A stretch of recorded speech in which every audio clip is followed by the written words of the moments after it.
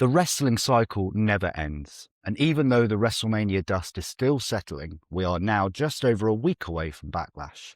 And we'll get into all of the latest on-screen stuff shortly, but we have to start with the news that WWE has announced the release of over 20 people. Now, it's not unusual, especially at this time of year post-Mania, for them to do what's commonly become known as spring cleaning.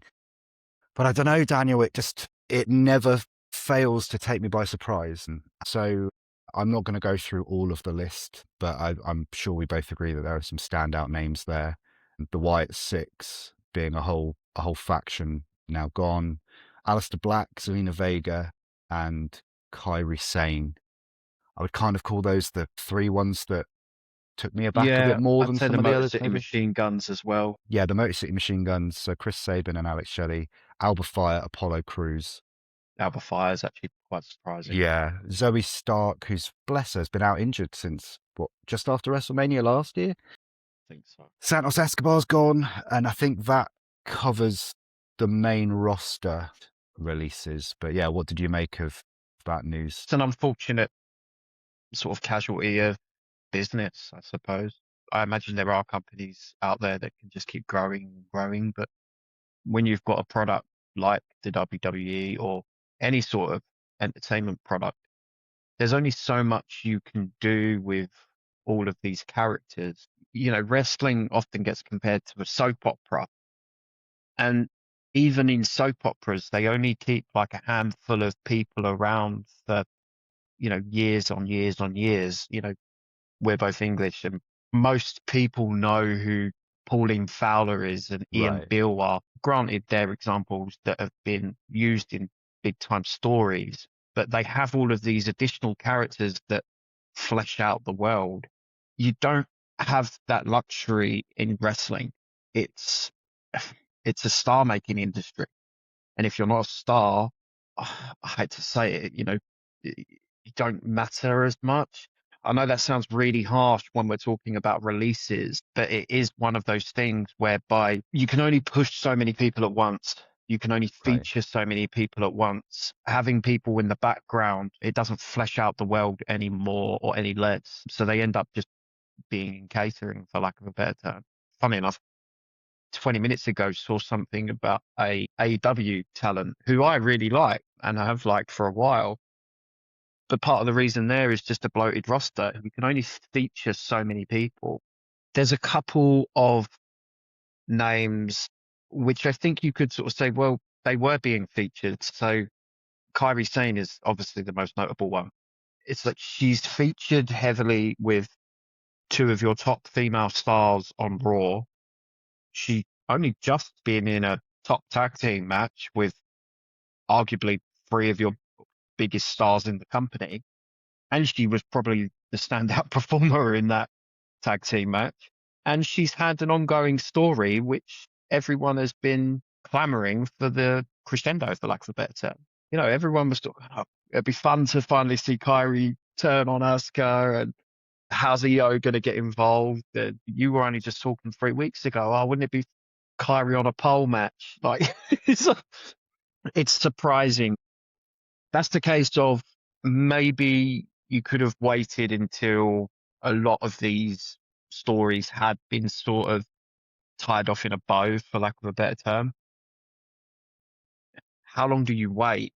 And by all accounts, it's not just a straight release. It might even be contract expiry. Okay. Obviously I don't know the ins and outs, but if it is a contract expiry, then that's a completely different scenario where you sort of go, as a business, you're sitting there going, I've got all this stuff for Kairi for about 4 months. Do I need to sign her on a contract for 5 years just for the next 4 months? And is that going to be, from their perspective, financially worth it? And that's all it comes down to at the end of the day, money.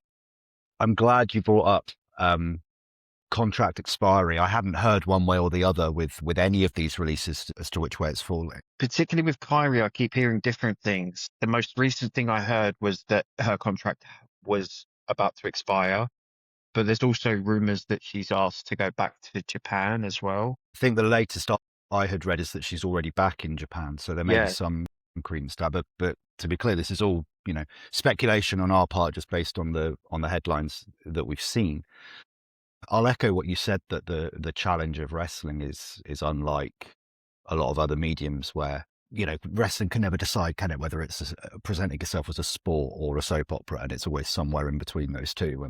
And in both, you have a more stable world, I think you put it, as fleshing out the world, which I think was a really good way of describing it. And it makes sense that rosters get bloated and therefore need to be pruned, for want of a less fluffy term, for something that's ultimately really, really difficult. I think what bothers me about it is that I'm certain in many of these cases that we're not going to be talking about contract expiries, which I don't actually have a I problem agree. with. It's terminations. And yes, they're getting 90 days where they will be paid for those 90 days, but some of these people will have signed, as you've referenced, like multi-year deals. And I think, okay, to use your example about Kairi saying of, okay, I've got something for Kairi for the next 4 months, but do I have to give her a 5-year contract for that time? No, you don't. But in all of these cases, these contracts were offered and signed. I guess the best example to actually make this point would be Aleister Black, because he is, a single year since returning? Did he return just after Mania last year? Think it I was think he did. thereabout. So you're talking not a mega star by any metrics. Even in AEW, he was never presented as a mega star.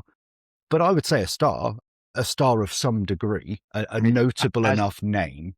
As you pointed out recently, within the space of 3 weeks, he pinned Randy Orton, Sami Zayn. Yeah. Did he beat Cody as well?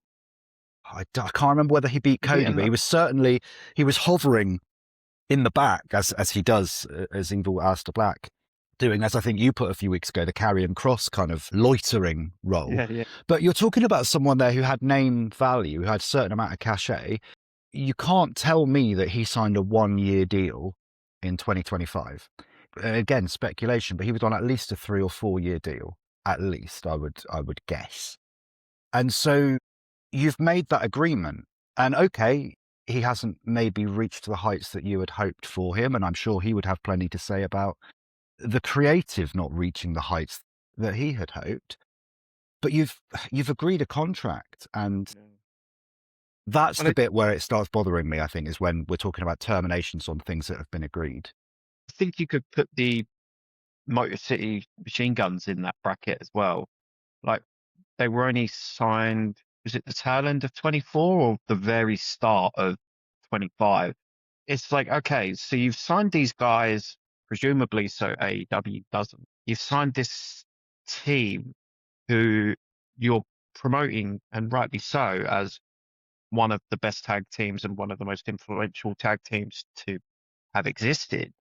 Now, I think in their case, it's a bit different. I think they were given the opportunities, but by the same token, like a year on, like, if you're not going to use them within the last 6 months, what was the point in trying? With them, maybe it's the case that they were used.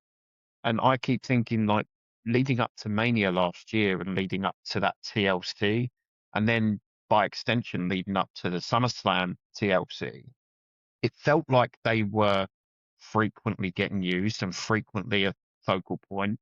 Early on, they were frequently getting long matches on SmackDown. And I really liked the Machine Guns, but for some reason, there was a disconnect with the WWE audience.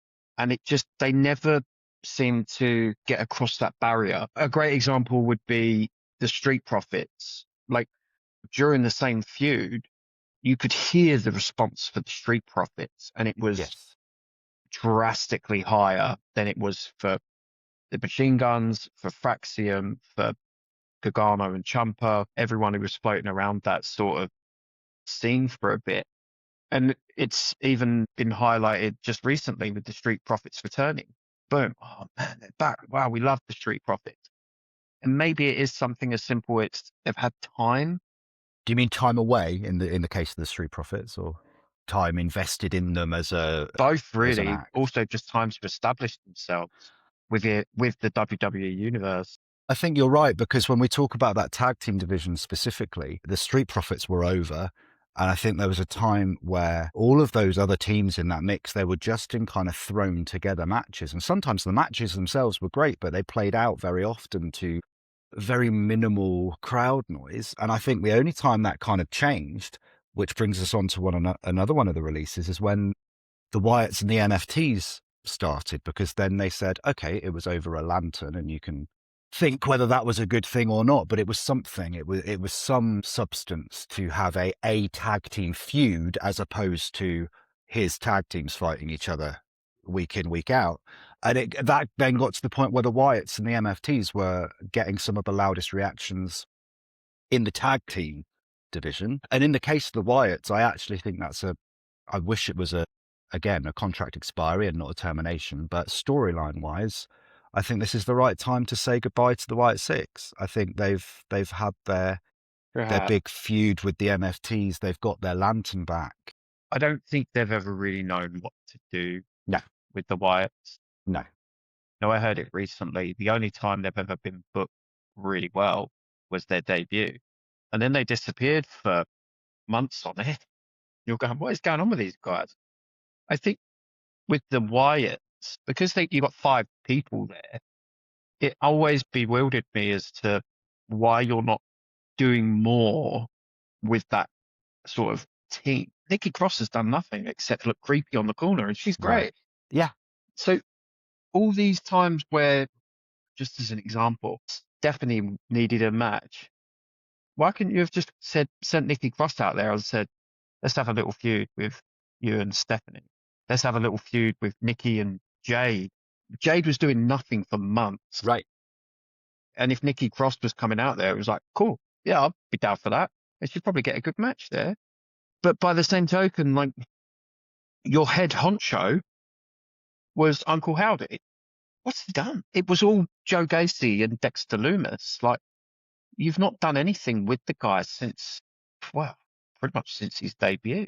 No, and you could say the same for Eric Rowan, who they brought back, and was that other really tangible link to Bray of this. Now this faction isn't just Bo Dallas and his cronies. This is a real Wyatt kind of, I don't want to say tribute act in a derogatory way, but a tribute to this great creative mind who we lost so soon. And yeah, to your point, that a faction that size should be pollinating all over the show. Like, just take the Vision as a very recent example. You've now got Logan and Austin in the tag division.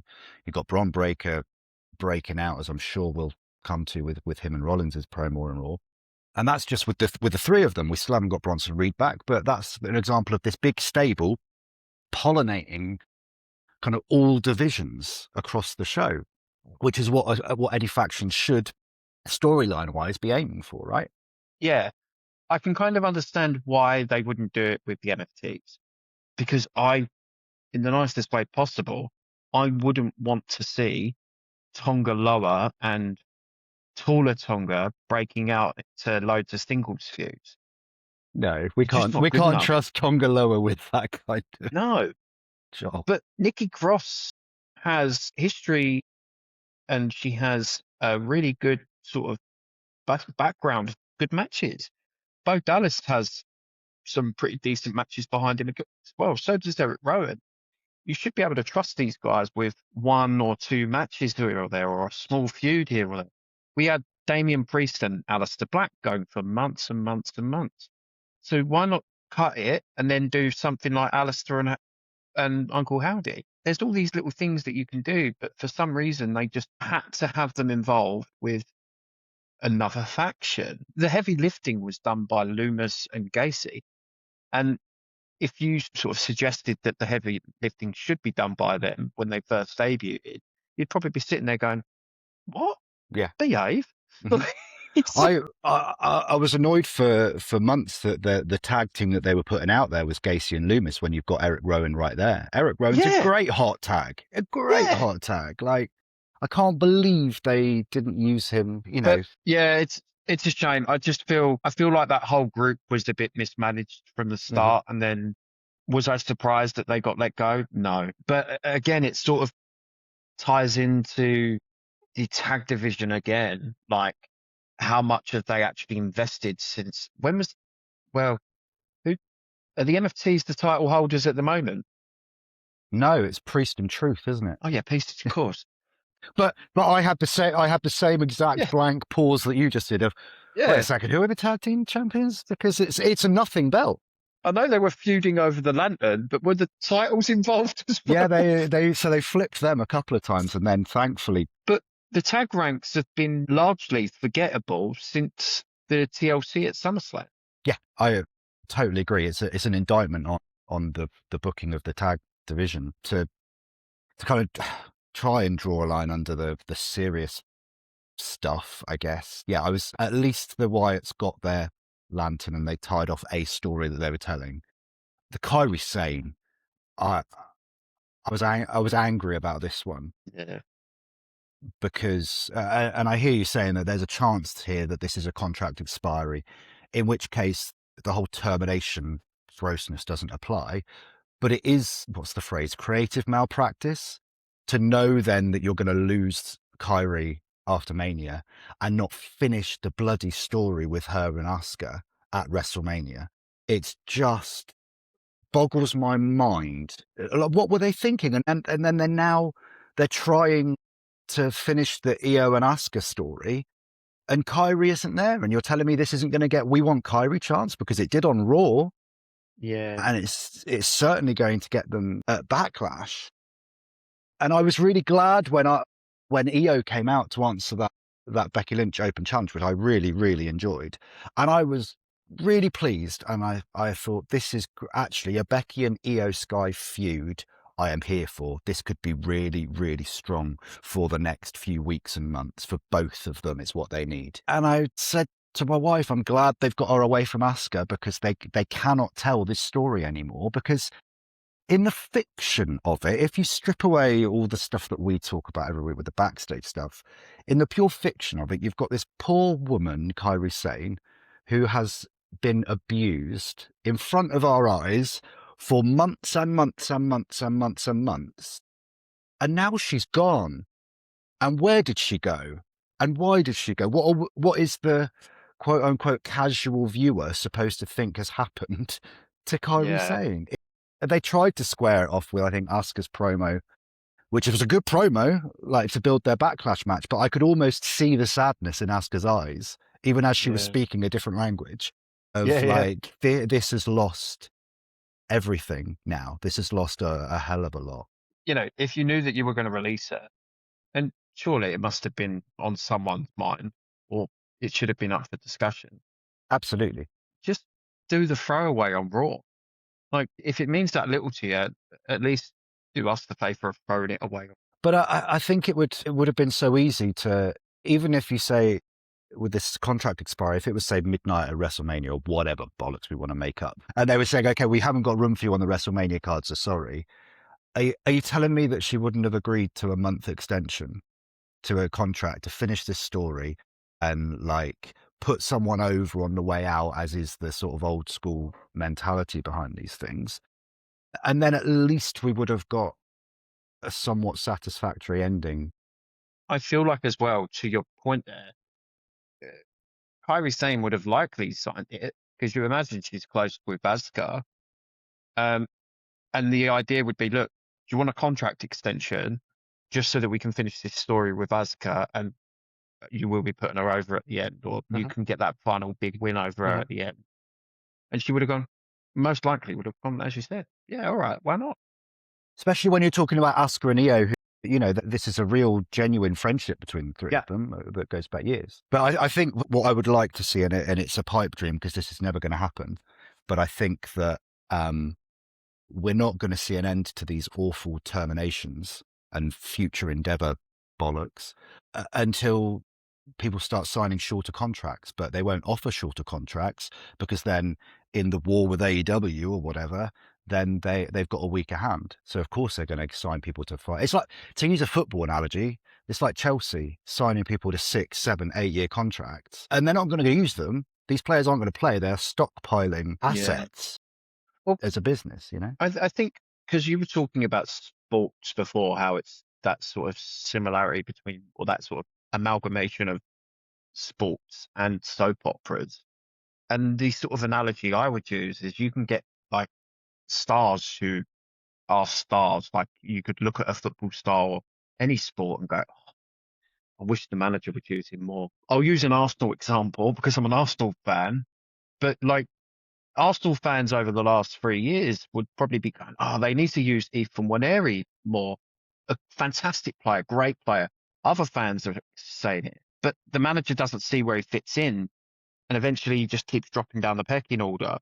At that point, you probably need to cut your losses. Unfortunately, that's kind of how the wrestling sort of industry sort of works as well. Eventually, you'll just keep dropping down that pecking order until they don't want to, or you are unusable. So, um, it's a shame. It is a shame. But again, I can see the point of it. Like I'll say in a minute, I'll say that I thought for a second, but just one last release that I want to talk about is actually from the NXT call out calls, and that was Tyra May Steele. That one really stood out to me. Tell me about her. I'm not familiar with. I don't watch the weekly NXT product. So she won the first series of LFG, Okay. and I can't see how you wouldn't have high hopes for her. She's a good-looking girl. She's an Olympic gold medalist. She looks half decent in the ring, and you've just granted her, season 1 winner of this show. And she's still in NXT. She's still in developmental. So what if she's getting released? What does that mean for other people in that sort of system? Like, how safe are you? Like, how relevant is LFG as well? But I thought they had high hopes for her. That was a bit of a surprising one for me. There's kind of a trickle down effect, isn't there, where we're going to talk very, very soon, because I don't want to stay on this sort of darker topic too longer. But we've had a slew of NXT call ups to the main roster. You've got new That was the people. thought that I had, but I didn't want to jump ahead too much. Sorry. Well, we'll circle back to NXT call ups. How about that? Well, no, I mean, I've finished talking about releases actually, so it's nice to go on to something more positive. But the point I was going to make is, and I think that you were just in the process of making, is that you're bringing in all of these stars, and it's not just the NXT guys. Sorry, I shouldn't say it's just the recent ones. You think at the start of the year, you've got Paige coming back, you've got Matt Cardona coming back, Ober and Trick being called up, not to mention all the ones in the last 2 weeks. Whomever's on the main roster, you're looking at the budget that they're being given for talent, and suddenly it's ballooning. You need to start cutting it back. You can only spend so much. And if you're being budgeted at a certain amount, then unfortunately that's what's going to happen.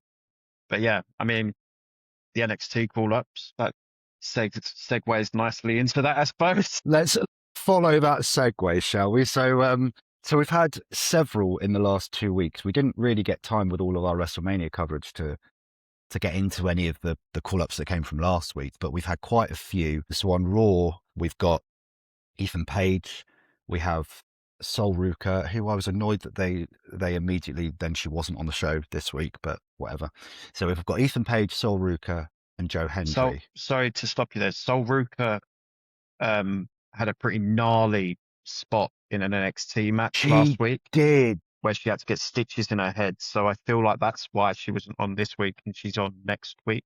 That's a very good point, and we will now give that a pass, because I don't watch NXT weekly, but I have seen that bump, and my word, thank goodness she's all right.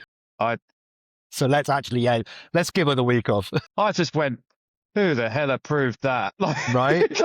It reminded me of using AEW reference back when I was Matt watching Hardy. this. Matt Hardy with his head on the concrete. Yeah. It's like, again, who the hell's approving that? Yeah, that was rough. Anyway. So yeah, we'll forgive Sol Ruka for taking the night off. Yeah, well, so. But yeah, yes, Ethan Page, Sol Ruka, Joe Hendry on Raw. Am I forgetting anyone from the Raw side of things? No, I think that's it. Okay, and then SmackDown, we had Fatal Influence, and we've got Ricky Saints. Ricky Saints is coming, as is Blake Monroe. And Blake Monroe. Yeah. So basically, if you're NXT right now, you're going, where the hell's the top of our card gone, right? In the past 6 to 9 months, they've lost Trick and Ober, and now all of these as well. Which call-ups are you most excited by? Ooh. For wrestling reasons, before you start talking about Blake Monroe. I'm actually more of a Sol Ruka fan. Go on. But oh, that is a good question. I think there's quite a few of them that I'm really happy to see and see where they go. I feel like Sol Ruka's probably got the highest ceiling of the bunch, so I'm looking forward to just seeing how they use her. And you know that she's going to get treated well. I imagine at some point she'll have a feud with Becky, which sign me up. I imagine she's going to probably have a little bit more of a run-in with Liv and Raquel and Roxanne as well. Again, all three women are awesome. So, we've spoken in the past about how Julia seems to be on the wrong brand because there's not enough people that she could believably sort of beat or have matches with a little bit lower down. Whereas Sol Ruka's not going to have that issue because there's just so many people there that are great options for her, so to speak. Ethan Page, I think, looks really good. And I really like Ethan Page, so I'm happy with that. Blake Monroe, I'm interested by Yeah. just because I like Blake, or Mariah, whatever you want to call her. And I think she'll fit in nicely with the SmackDown thing. But I think in terms of the one I'm most excited for, I think you're hard pressed to look beyond Fatal Influence at the moment. What an introduction. On SmackDown was off the scale, I thought, and I think before all the call-ups, if you'd have put them to me on paper, I'd have said, yeah, okay, Ricky Saints and Blake Monroe, just as those big sort of former AEW people who in another life may have skipped the developmental and come straight into the main roster, would have been the two that perhaps I was looking at more. But Friday night, Fatal Influence, they were all over the show, and they were, as far as the women's division go, they were all over the top of that division. And I thought they hit it out of the park. Yeah, they killed it. The crowd reaction, especially in the Rhea segment, was huge. It was like Dominic Mysterio level of... I'm not exactly sure where it come from, but it was just like, okay. I mean, it's good for them. It makes them look massive. But yeah, I just thought they looked great. I thought the match with Rhea was actually really good as well. Like, I walked away from SmackDown, and even now I'm like trying to think, like, what else happened? I remember Fatal Influence. The rest of it's a bit of a okay. Like, Paige come back, obviously. Yeah, but yeah, like, again, like, you've got a big return of Paige, and that's exciting around there. But the talking point at the end of that whole segment is Fatal Influence. I think there were several factors that led into that level of heat in that segment. We can't obviously escape the possibility that they piped in some of it. Fair enough. It's a show. I have no problem, frankly, with them piping in stuff that they want to hear. But it won't take the live crowd long to catch up with that. But I think in this case, actually, there was a lot of natural heat, and part of it could have been because they love Paige so much, and Fatal Influence robbed them of that hot tag. Rhea Ripley's maybe in the top 5 stars they have, full stop, in the company right now, reaction-wise. And so someone coming out as a heel against Rhea, this was arguably when Jade Cargill started getting real sort of heat as a heel in the build-up to WrestleMania. And it might have just been a perfect storm. JC Jane, I think, masterfully conducted that heat as well. She knew exactly when and how to tell them to shut up, that to just pour fuel on that fire and get it to build and build and build. So yeah, really looking forward to seeing how women's faction on SmackDown could operate. It could totally change the top of that card. Yeah, I completely agree.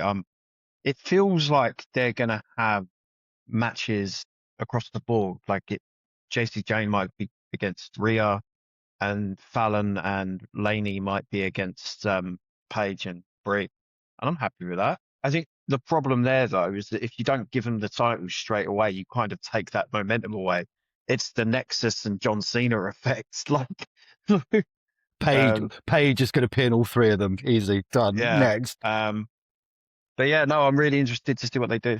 I think to your point about what if you don't give them the tag titles, I think do it. Just give them, like, think that certainly the way I feel about it is that Paige and Brie shouldn't hold the belts for a long time. It was a good moment, but they don't need to be teaming together in the long run. We still don't really know the extent to which Paige is going to be sort of back on our screens on a weekly basis, if she's going to assume more of what I would describe as an AJ Lee type schedule. Then yeah, get the belts off them, belt up the new guys, and I mean, I don't really want to see Paige and Brie as champions for too long. I'm happy for Fake Influence to beat them when Nikki's fresh and good to go, and then it's a Becky Lynch and Lyra scenario where how dare you cost us the titles? yeah, I could see that. And she's still not got those side plates. We talked about it last week. I didn't notice actually. She's still rocking the generic side plates. So conspiracy. Yeah, no, I didn't notice. I suppose the other call-up thing worth noting is Joe Hendry, for two reasons. One, I thought the song, the concert was good. The crowd reacted to him really well. In my mind, I thought it works a lot better. And I feel like he's actually probably better suited to the main roster than he is NXT. So yeah, I think it's good to see him back. Just to circle back on our original conversation though, I think they probably should have spell checked it a little bit because it was in bad taste to have the punchline be about firing someone. Pick a different week, man. Pick a different week. But, you know, outside of that, I think the main roster should be a better spot. And to be frank, I was a little concerned about how this was going to play out, because he's obviously been a huge success. He's gone viral. If you're listening from somewhere other than the UK, I think he entered the UK charts at one point with his song. That's going back a ways now. So he's got like real marketability in quite a wide-reaching thing, but you don't know how a rock concert segment is going to go at the best of times, let alone as this is a main roster arrival and we're straight into he's in concert. But I thought, bad taste aside, as you've rightly pointed out, I thought he nailed it. I thought that there was only one thing about the segment that I really, really disliked, and that was Michael Cole. I was just saying, shut up, Michael Cole, because he was singing along, which I understand because he's the like babyface commentator and Corey's the heel. But if you sing along down a microphone, we don't hear any of the crowd reaction that then transmits to us that this is going really well. You could tell that it was, but I was just like, shut up, Michael Cole, just stop singing. I know like a bulk of the audience these days are like, 25 to 45 or whatever, but you still want to be able to interest pre-20-year-olds and kids. Having a 50-something-year-old man sing along is not cool. No. Straight away, like you're going to turn all of these guys off of someone like Joe Hendry, who they might otherwise like, because he's quirky enough and weird enough. It was cringe enough, I thought, that the Street Profits were singing it backstage with him a bit later. But Michael Cole, I was just like, and I'm not a Michael Cole hater. He's got his place. Now he's not broing it up with McAfee. I've actually got a lot of time for his partnerships, both with Corey Graves and Wade Barrett. I really enjoy their chemistry. But yeah, that was not a good moment for Michael Cole for me. And I hope that they draw a line under it and say, actually, no, you're not letting this moment breathe, because we can't hear it, I mean, I'm interested to see where they go. I mean, we've got the Street Profits obviously feuding with Division, but do you just hold off on Logan Paul and Hendry, or have like it running simultaneously, which would be quite interesting? Going back to what I said last week, like how it feels fresh around Division. When I was watching that again, I was like, Joe Hendry and Division as well. Okay, I like that. That feels nice. Yeah, really, really strong. I thought Logan Paul was great. I thought he sold it perfectly. And it's the same kind of reaction to comedy that we see with The Miz and Danhausen. And what sells that being really funny is that the person it's happening to, if you like, is taking it really bloody seriously. Even though the rest of the world is like, well, this is nonsense, but I'm here for it. The victim is like, no, No, stop. You can't sing that about me. And he came out almost as if he was going to get fired. He came out going, no, no, no, no, no, no, no, no, no, no. He seemed really, really rattled, which I thought just elevated the success of that I mean, I segment. think with Joe Hendry as well, because he is a bit more of a straight lace. I know he's not, but he is a bit more of a serious wrestler than say Danhausen or Right. R-Truth. He he does have the luxury of not being so playful all the time. He can flip that switch, right? Yeah, you see it with Danhausen on SmackDown. Like, it was fine, but if you keep, putting him all over SmackDown every week, eventually the audience will get burned out by it. I think specifically if you put him in matches, that will happen. That as And I well. think he is somewhat limited. And my wife is a huge Danhausen fan. She every time she's always like, she doesn't mind if I'm watching and she's just pottering around, but she's like, if Danhausen comes on, you've got to pause it because I need to see what he's doing. When the Miz match wrapped up so quickly, she was like, oh, I wanted 5 more minutes of that. And I kind of went, I don't think you do want 5 more minutes of that, because I think the longer his wrestling matches will go, the more those you won't be able to hide his technical limitations. I, I, If that makes sense. I don't know. I He's think he's not like useless. capable. Yeah. There's a certain, I guess there's a certain aesthetic to the moves that I've seen him hit that I'm just a bit like, okay. I think it's one of those things with Danhausen. I think the problem with Danhausen is that if he does more, it actually goes against him. He wants to be, a less is more sort of guy, a Chelsea Green, for lack of a better term. It's always going to be that less is more. There's a pairing I want to see. Chelsea. There is actually a little segment of Chelsea and Danhausen where he's backstage and all she does is just depth stare him while she's getting makeup done. Like, Oh, that's I excellent. can't even do it. She does it so well. The Danhausen stuff on SmackDown, apart from the match, I thought it was great. I really liked the home invasion. I thought it was just so silly and so much fun. Kind of made me ask a question that I didn't think I would ask, because I'm not generally speaking a fan of them. But do I want to see a Danhausen cinematic match with The Miz? Some kind of bonkers pay-per-view nonsense? Yeah, maybe. Get Marlies involved as well. It's always nice to see her. Yeah. I thought she actually did a really good job as well. I'd rather see a cinematic thing than a one-on-one Yeah, match. I kind of do agree with that. But straight away, my mind thinks of like some of these awful ones, the broken like Matt the ultimate Hardy deletion stuff, ultimate deletion, isn't it? yeah. The Matt Hardy stuff never landed for me. Well, the TNA stuff was fun because it was fresh at the time, whenever that was, like 10 years ago. But when they brought it to WWE for something, and Bray did something as well, like with Strowman, The swamp fight. The swamp fight. That was like, but was it Orton as well? Orton and Wyatt had it. Was it House of Horrors or something? House of Horrors, match? that's it. I just It was remember a swamp twatting fight him with a Strowman, fridge. House of Horrors with Orton. Did he have one with Hardy? It was like a deletion match. He did have some sort of deletion match, because I vividly remember Michael Cole throwing to it when he does his piece to camera, and he basically went, well, this is bollocks, but you like it, so here. And it was just like, well, that's a damning indictment of what they think of what they're putting out on TV. But yeah, I think with Danhausen, it's so crap in the best way.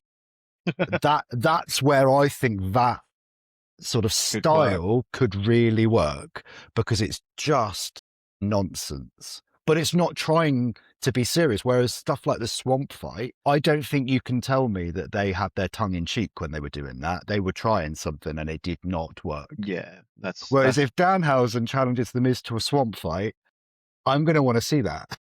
Yeah. Or Punjabi prison. Sod it, bring back the kennel from hell. That's what I say. I just had I don't know if this is problematic, but I'm going to say it. Instead of the dogs in the kennel, you could just have the little mini Hausens running around in the yeah, we'll move on. Cancelled. That might not make the cut. We'll see. I could actually see them doing it. You know, I don't think it would be necessarily a bad thing if it's giving these guys a night of work, but it could actually be quite fun. That's actually something I would actually quite enjoy, I think. Or a lumberjack match with them guys in, I suppose, would be like the next logical sort of step. Anyway, let's move on to more sort of main event level concerns, shall we? So on Raw, should we start with the beginning of the show with Seth Rollins coming out and immediately calling out Bron Breakker. They had a really intense back and forth, no physicality, which I thought was good. I thought it was a good opportunity to be like, okay, can you carry this feud on the mic, or is it just going to be brawl after brawl, which I know we've spoken at length about previously, of there have been too many of them. So I found that really refreshing. And Paul Heyman hardly said a word, which I also enjoyed. He went to, and then he gave the mic to Bron, and it was Bron who did his own talking. I really enjoyed this, and the match is now official for Backlash. Yeah, it was pretty good. It was just really good. I don't know if I can't really praise it too highly. Like, it's nothing that I'm going to remember. Well, I might remember it. It's nothing that I think is like breaking new ground. But like, I feel like it did good for Bron Breakker, maybe. It sort of like established some bits and bobs for this feud. It was good. Was it exceptional? No. And it also makes me think that they're probably just going to have a one and done with this match. Like, move on once it's done. Like, okay, now you can't beat me this, because it doesn't feel personal anymore. Do you know what I mean? That's Do you mean in probably the terms of it issue. being more like my spot in the business kind of thing, as opposed to a real Yeah, blood feud? I don't know. Again, I liked it. I thought it was really good. I thought both guys had really good promos, really good lines. There's not much sort of negative that I can sort of say about it. But it just, at the end of the year, when you're doing best promos of the year, this isn't making top. This isn't making a shortlist. I don't think so for me. Like, I take your point. I think there was a Bron promo that he cut back when we were, I think, talking about him maybe going against Punk at Mania. That was the chat for a while. There was a promo he cut towards that match that I thought we all kind of waxed lyrical about and thought that was a real sort of coming out party for him. I think I was higher on this segment than I hear you saying. I really liked it. Thought that what I liked about it is that they tied it to some sense of logic, I guess, yeah, and talked about Seth kind of handpicking him as the next. I think he called him like the most versatile performer that he's seen in 14 years, and you've got everything apart from this. And that, of course, is going to be the story, isn't it? That Seth's got the brain and Bron's got everything. But yeah, I thought that it was nicely delivered. I do take your point that I don't think this is going to be remembered in a month's time. But I feel like it could be as well that so much was said, and I don't know whether it needed to be said, but it could just be that they felt potentially that because he's been out for 4 months and Rollins has been out. Did Rollins get injured? October? certainly into the autumn, yeah. November time, wasn't it? Oh Yeah. yeah, because Punk was champion at War Games, wasn't he? Yes, he was. Yes, he He was, was. because it was the build to Roman, wasn't it? Is that he was Yeah. carrying his belt behind him. So Seth has been, basically they've had this story which finished up October last year. So in a way, you've kind of got 6 to 8 months of, hey, we kind of might need to remind people about these guys and why they hate each other. Yeah. And maybe that's what it is. There was a lot of explaining why I have this sort of, not hatred, but this disdain for you. Yeah. Again, really good. Maybe it is just because it was more of a overarching sort of summary of all the issues and the history between them. I guess, yeah, the timing was unfortunate, wasn't it? That in the end, both of them were out for an Yeah. extended period. Whereas if one of the whole time Bron was on screen on his own without Seth, he could be building to that eventual Seth comeback. And then turns out he gets injured and Seth comes back anyway, which maybe arguably you could say they should have put a pin in Seth's return until Bron was back. I don't know. It was just one of the many unfortunate things that has happened to the division. I did like the line about your shoulder is too weak to carry the weight of the belt Yeah, anymore. that was a good one. I thought that was a good line.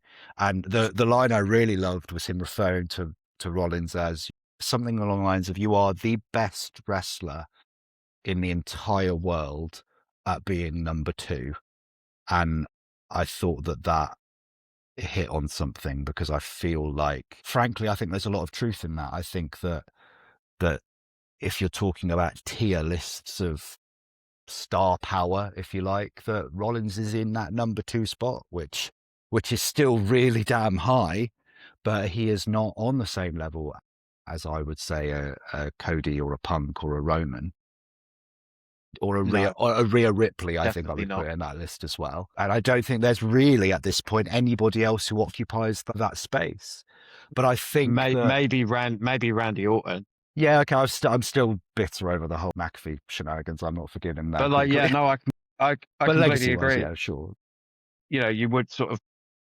They are your top stars of the company. They are the ones that are crossover stars. And yeah, I know Logan Paul's a big crossover star, but he's not a wrestler as he is. Well, he is a wrestler. I hate to say that because he wouldn't like to hear you say that. He spends all his time talking about outsiders.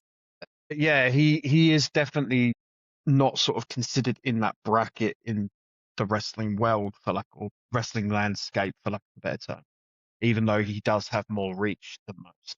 But yeah, no, I do agree with that. He comes in at that second tier. But you know, that's, as Roman Reigns sort of said to Jacob, was it last week? Is it something about the air being thin up here? The air's thin and the footing is slippery, or something like that. Yeah. How many people really reach that level? Rare in general. Punk, Roman, Cody, Rhea, and arguably the only person before them was Becky. Maybe Bianca was on her way there at some point, but I don't think the last person I can think of was Becky, unless you count Lesnar, but he's been like that for years. Well, if you extend that thought enough, because you could say Lesnar, you could say in the same vein as Becky, you could say Sane, you could say Ronda Rousey at a certain point. I wouldn't put Ronda Rousey in that bracket, actually. No, not even that initial year run that she had. No. Again, like, I know that she's got so much reach, and you know, as much as Logan Paul, I think he's got more though. So they are definitely big names in the world of celebrity, but I don't know if you'd ever sort of put them in that real upper echelon of wrestler. And I suppose what it comes down to is, when Ronda Rousey and Logan Paul retire, the wrestling side of their career will be a footnote at the bottom. But for John Cena, despite having a big Hollywood career, or The Rock even, wrestler is still very prominent in their bio. You know, should that impact where they are, like that sort of main event? But no, but it impacts how we feel about them. And it does sort of impact how we perceive them in regards to sort of main event levels. A bit of a rant there. I suppose we've both gone off. It's an interesting tangent to follow. And I just think, I feel like Seth is right at the top of the second tier. And I feel like, character-wise within the story, that will drive Seth Rollins insane. Because Seth believes that he is better than CM Punk and better than Roman Reigns and better than Cody, but that some up-and-comer, for want of a better word, saying to him something that might really get under his skin. I don't know.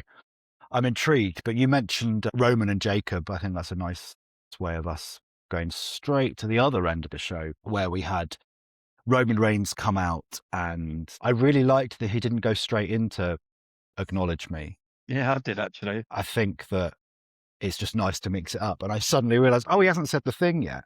And then the way he got to say the thing, I thought was really clever, of talking about the title and saying they created this title to spite me, and I'm the one who made it relevant. I'm the one who made it night 2 main event, and I'm the one who made it worth acknowledging. On that note, acknowledge me. And then out comes Jacob Fatu. And yeah, it seems like Roman's going to turn him down and said that if I give you this match, then it's nepotism, which seemed to be the point where Jacob snapped. And did he hit him with a Tongan death grip? I think I heard it Tongan described death as. grip. So my brother did some work today. He found out that was the move by Haku. Ah, Yeah, nice. so I didn't know that. It's a bit before my time, Haku, and I think he was going in and out of WCW a lot, which I never really sort of got behind. Okay. It looked a bit poor. I couldn't quite tell what it was. I thought, is it a mandible claw? Is it? Yeah. It was scrappy initially, which I liked because it gave it that frantic energy of this guy's just fucking snapped. Yeah. But then I couldn't tell you how to do that. But I couldn't tell you what that move actually It was because was. I think Cole said it's something. It might have been Cole or Graves said something about crunching on the Adam's apple. Gosh, okay. That might have been my brother as well. Actually, I can't remember. There's something about choking on the Adam's apple, Okay. which made me go, oh, okay, that sounds cool. Maybe they've got to sell it just a little bit better. Although Roman sold it really well. He did. However, if they're bringing this in as a new move of Jacob's, should that not have knocked Roman out? Should we not have left Raw with Jacob having just utilized this new weapon because Roman Maybe. was okay enough to then accept the challenge, which I would maybe argue didn't need to happen then. I think we all know that it's going to be made official. And Jacob even said, I think, almost down the barrel of the camera, he's going to be here next week. Yeah, I just thought they could have, if they want that to be part of the story, then they could have made that a stronger move for him to have It's fair. done. But as you say, it didn't look the cleanest. But I did really enjoy the promo. It wasn't too bloodliney. It was a bit bloodliney because of course it was, but I mean, I'm not surprised. After Friday, I remember watching SmackDown and the MFTs come out, and I just sort of, they really are going full in with the family dynamic here. And then Raw opened with, is it We're the First Family, and I'm just like, right, they really are just going back to Bloodline. It's fine. I've seen it before. Do I need to see it again? It's what I said last week. It was fine. I'm happy to see Jacob in a higher level, but I think it all unfortunately just gets a bit tainted for the fact that I just don't need or want to see the bloodline so prominently featured for the moment. I think as well, I don't buy that this is going to be a title change at all. No. So you're missing some jeopardy from the match on that front. I think that the way Jacob attacked was cool. It left me asking the question, who's the face here, who's the heel? I know we don't always need that clean dynamic, but I actually thought that Roman came across as a massive heel. I thought he was back to really nasty gaslighting of Jacob and saying like, oh, you're not remembering this right, and you're stupid actually. And I was like, what? Yeah, it wasn't Solo. I approved it. This is the thing. That was because, weird because it's like, no, you were separated by that point. Yeah, it quite literally wasn't you, Roman. So what are we doing here? And I think But that's yeah, where the Seth and Breaker really tried, to varying degrees of success. They tried to root it in logic and they tried to root it in the story that they've been telling. Whereas this was just like trying to retrofit something and going, no, I actually brought you here. And it's like, well, you literally didn't. You were in War Games against him, not like a month or two after he joined, right? yeah. And I don't think Jacob joined. I don't think the first time we saw Jacob it was against Roman. I think it was like against Cody and maybe Randy, Kevin Owens or something comes to mind. So it wasn't. It wasn't. He was brought in to beat Roman, but it didn't take long for Roman and Jacob to be on the In a opposite ring side of the together. ring from me. Yeah. And he didn't say then, I brought you in here. Actually, it wasn't Solo. It was Solo has. It was almost treated like Solo has sort of smashed glass in case of emergency. It all bleeds in so much. But by that point, they were separating. It was Bloodline 2.0, but Roman wasn't really around much. Solo was feuding with KO and Cody a lot. So I think you're right. It was Cody or Kevin Owens that he Yeah, was coming against. but what Again, like it all bleeds into one another. So it's kind of why we need the break from the bloodline. it's kind of like the DX reunion that never was as good as the Well, original DX, but that's a really good example of they giving it so much time with DX that's true. that everyone was excited. And for years, there'd be all these little hints about DX. Like there was, I can't remember which Mania Max shit was, but there'd be Triple H doing the crotch chop and the whole crowd would go bonkers. I think Michaels did it on top of a ladder to Vince. I feel like there was a Mania where they both did it in very separate parts of the Yeah. show, and there was like people started putting the pieces together of But this is going to happen. There was like, it was all these little hints that they're relating back to DX. So everyone was thinking, wouldn't it be great? Wouldn't it be great? And then when it did happen, everyone was just going bonkers for it because you've given it time to be remembered fondly. Whereas they have just got back together. It's the first family. It's the first bloodline family are back together. And it's like, some people are happy, sure, but it's just another Monday, isn't it? So, Yeah, I think like okay, put them back together if you want to sell more Bloodline t-shirts or merch or whatever. But we do not need Bloodline versus Bloodline. We do not need this civil war anymore. We need to, if you want to have the Bloodline, fine, but have them go off and feud with anyone else. I had an interesting thought last week though, because I was wondering, I wonder how long does Roman hold this belt for? Does he hold it to SummerSlam or originally I thought SummerSlam would make sense because he's already had a long reign. Does he need another one? But after the Ober stuff, I wonder if he does hold it to Mania. The reason I started questioning myself about SummerSlam, I was like, hold up, he's in the Street Fighter movie. So you're going to get Cody and Roman at some point later this year promoting the Street Fighter movie. God, yeah. I could just see it happening. Guile versus Oh, as some sort of gimmick match. Puma. But they're both in the movie, aren't they? Yeah, that's true. So there was some bollocks report doing the rounds about like them needing to be kept apart on set or something because of real tension. Oh no, I did read that. Some of the directors or something thought they had to be kept apart, so they just misread the scenario. And I think both guys were like, "No, we're professionals." So I imagine at some point we'll get Cody and Roman this year, and it'll all tie into that Street Fighter. It's just feels weird. Yeah, and I don't quite know where the title reign goes from here. I think there's two big matches that I would have written down somewhere if I was in that room of at some point we need to get to Roman versus Ober, which has already been teased. And I think at some point we have to get to Roman versus Gunther because I think that's a huge match that we haven't. I don't think we've seen them.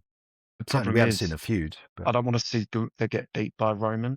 No, me neither. That's the problem, and this is why I thought it would make sense for him to hold it till SummerSlam, is that you can't hold off on Gunther winning the title for too long because you're just killing his momentum.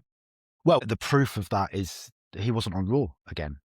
They had him tease something with LA Knight last week, and now LA Knight's back chatting with the Usos and doing nothing else, and Gunther's nowhere to be seen. No, I wouldn't mind if they just went, let's move him to SmackDown. Let's have him feud with Cody. Let him take that title. I'd be happy with that. Yeah, same. He can still do potentially a SummerSlam match against Brock. I think he needs to probably stay away from Raw and stay away from not only Roman but Ober, because particularly Ober and Roman, I just don't feel like you can beat them at the moment. Same with Gunther. It's probably not wise to. No, I think you're right. It'll be interesting to see how they can put them together. But then I feel like with Roman and Gunther, they as a pairing have been on my mind for, I don't know, a year, I'd say. But for a lot longer than that, Cody and Punk have been on my mind of why haven't they done this yet? Why this is a WrestleMania main event and before the turn of the new year, when it started looking like they were going to go in the direction that they did, I was thinking this is the year you need to do Cody versus Punk. I kind of have that nailed on that should be the main event at next year's WrestleMania. Or SummerSlam. Yeah, yeah, I could see it. It would arguably play better, perhaps, in front of an American crowd rather than a Saudi crowd. But I don't know, maybe we'll do a bonus episode sometime about booking next year's WrestleMania. I don't know, just to see where we go. But do you have anything else from Raw? We haven't covered a great deal of the sort of in between bits. I suppose the only quick thing is just a quick note. It was nice to hear Roxanne get that cheer, and they were teasing the sort of dissension between her and Liv, and I was like, oh man, this crowd, maybe they didn't know about it. How'd you know that crowd was going to respond like that? That would have been the perfect occasion for it. But yeah, no, I thought she looked great. Yeah, I think it's really fun to see certain crowds where babyface teams end up playing situational heels, and I thought Lyra and Bailey kind of leaned into that really nicely, actually. And yeah, great to see the pop that Roxanne was getting and the chance of We Want Roxy, and yeah, I really strong match, and yeah, really good show. Anything? Oh, Baby Steiner's written down in my notes. I did enjoy Seth calling Bron Baby Steiner and saying you're not even number 2 in your own family. That was nice. Anything else you want to talk about? I suppose just one quick thing, and I think it's kind of got lost under all the releases and the call-ups and all the news worthy sort of coming out of Raw and SmackDown past week. The Hogan documentary got released last week on Netflix. I liked it. I don't know if you've had the chance to watch it yet. I haven't. Did you? I remember you saying that you saw quite a lot of it sort of during the ad breaks. But did you go back? Did you go back separately and watch it? Yeah. So, I mean, when I was actually watching it, sort of, I was getting flashbacks of the WrestleMania weekend. Sort of going, oh my God, I've seen it. This 5-minute segment Just 3 skipping times through. Yeah, it was my advert. But funny enough, I didn't script through them bits because I was like, I wanted to see it in the context of the show.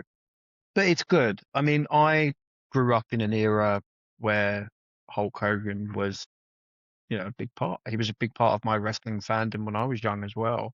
Yeah, I think I was still at an age where I probably didn't really appreciate what America was, I suppose, or didn't understand the idea of countries. So to me, Hulk was like this larger than life superhero sort of character. I think I still kind of knew that I wasn't a massive fan. I was always sort of a bit more of an Ultimate Warrior fan because that's sort of the era I got into.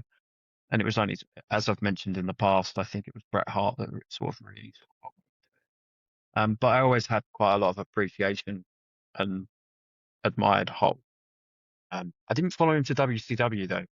I never really got into WCW because it was just, I looked at it as just an old fart show. And even when people were like, oh no, WCW is cool. And I was like, okay, I'll give it a chance because everyone's telling me this NWO is cool. And then every time I turned it on, it was just rubbish. Maybe it was just happenstance that I'd turn it on and it's Buff Bagwell and Ric Flair having a Viagra on a pole match or whatever it is. But like, it's just like, yeah, every time I turned it on, it was just like, you're not selling me on this when I've got Austin and The Rock. But yeah, anyway, rant aside, the doco's cool. I think it's hard to watch a documentary with Hogan these days and not consider how he's viewed as a person. And I think it does touch on a few of those, but it sort of does skirt around a few of them as well. So I think I've covered this before, but I got into wrestling relatively late, so I didn't watch it as a young boy. I was a teenager, so it was late 90s that I really started sort of engaging with it, by which time Hogan was already in WCW, and I didn't watch WCW either, but it was mainly because I think over here it was airing on like Channel 5 randomly or something. Bravo, I think. Oh, okay. See, I never had, for the longest time, I didn't have a sort of digital or satellite package or anything. So I remember my parents had an old school sort of push the buttons on the box kind of TV. And I remember pressing 5 once and seeing WCW, but the signal was so bad, it was like watching it through a blizzard. And so I was Right. like, I can't watch this. I can't watch it. And it turns out I didn't miss much by all accounts. But therefore my exposure to Hulk Hogan in a WWF/WWE sense was when he came in and had that feud with The Rock, which was amazing, but he was already a very old man then, and he's always looked like a very old man. You see these Yeah. memes doing the rounds of like him at 36 years old looking like an old man. So it never quite clicked with me as a pure fan sense. So then everything that came afterwards with the kind of tarnishing of his legacy, so to speak, I was able to look at it without having to deal with this guy was my idol, or this guy, I Yeah, was of a course. fan of this guy, which in a way makes it easier because I'm just like, okay, it's an old racist, so I can just kind of I think park it's that. I think it's funny. So I will say, if you haven't seen it, it's worthwhile watching. Okay, I will check it out. Kind of like the Vince McMahon documentary they did on Netflix a little while ago. I Yeah, felt like there was room to have more, and that's not exclusive to those either. There's been other WWE documentaries where I feel like they could have expanded and probably told a little bit more, because bits would have probably got missed. yeah. It might sugarcoat things at times, but you've got Bret Hart there still calling him a lying piece of shit. I did see that. I did think, okay, maybe this is worth. So it's not, it's not entirely goodwill. But yeah, look, it's worthwhile watching. I think one of the things that stood out for me when I finished it, and I suppose the same applies to McMahon as well, is they've almost got to this weird level whereby, especially in Death with Hogan, it's really prominent, or it's quite noticeable, where everyone acknowledges what he does, but there's still this sort of admiration almost for what he did. It's kind of separating the art from the artist, kind of Yeah, thing, right? it's exactly. And like, you rarely see that. Like, I mean, it says a lot about who these two people were in the world of wrestling. Because I'll use a music analogy. People separate the art when it comes to Michael Jackson, whether you I believe was he did it just or not.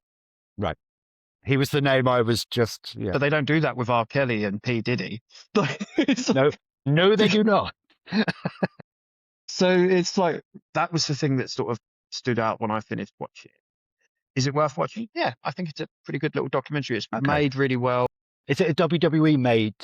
I think it must be Netflix and WWE. Okay. And it has some good footage. It has some good information. I was pretty unaware about a lot of his earlier years and his Okay. sort of AWA stuff. So yeah, I think in that regard, it's pretty good watch. Okay. I shall take your recommendation and give it a look. We obviously don't have Sanjay here this week, so we're not going to be able to do a quiz. So I'll just have to stay champion for another week, which is a shame. I did have a backup, which could work as a one-person thing, but then you get no winner. Well, I was meaning to say to you, and perhaps I was going to say this off air, but it doesn't matter, that perhaps we need to come up with a plan B for when there's a week that one of us isn't here. Wrestler, guess who? So you know the I was celebrity head thinking the where same- it's We are in exact but yeah. alignment. This is exactly what I was thinking. I was thinking that you could literally do, because I was thinking, if there's a week where I'm really struggling for a question, I'm going to get you to ask me the questions. So it's like, is my character bald? No. Yeah, and just go from that. I think that's a great idea, and again something that was buzzing around in my head as an idea for a 2-man pod as well. Obviously, we won't be able to put it on the head because we can both see ourselves in the camera right now.